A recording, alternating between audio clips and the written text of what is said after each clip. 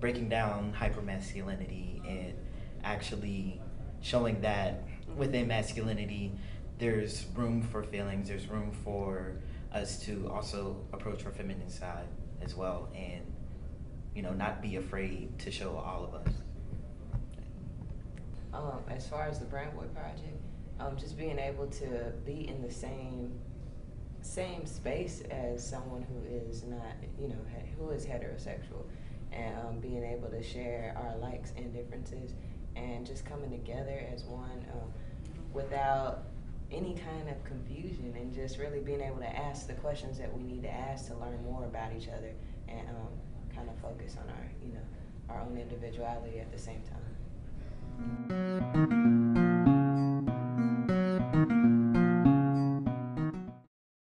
And one main thing that I am learning is that it just doesn't stop here, and that change is going to take so many generations, and that this is only the beginning.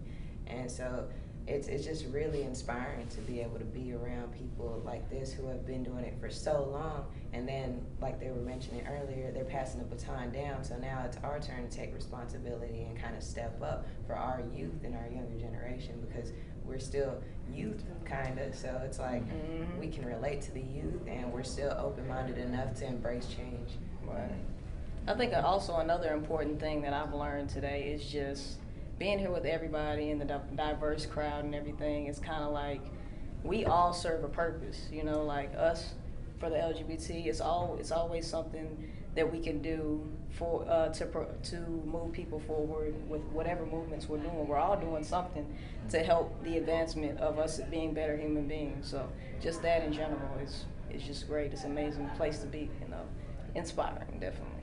It's a huge opportunity to learn. I think for myself in particular, it's just internalizing everything that's said and just writing it down. Is just like, wow, this is surreal. I can't believe I'm in a space like this. And pretty much as being youth, we're going to be the ones that will recreate this space for future generations. So it's just a lot to take in.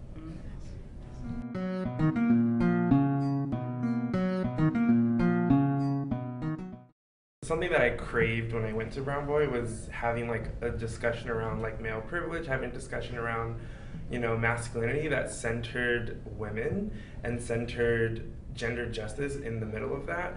And I find that's always a hard thing to talk about when trying to move forward in like male spaces and spaces that center around masculinity. So I think that's always going to be something to work on, to always like remind ourselves to do, is to center women in the middle of those conversations. Because in the panel, like you said, like to have like amazing women, we need to have also like amazing men, and we have to take care of ourselves, help take care of them. It's like a conversation that needs to happen in both ways, I think. So yeah.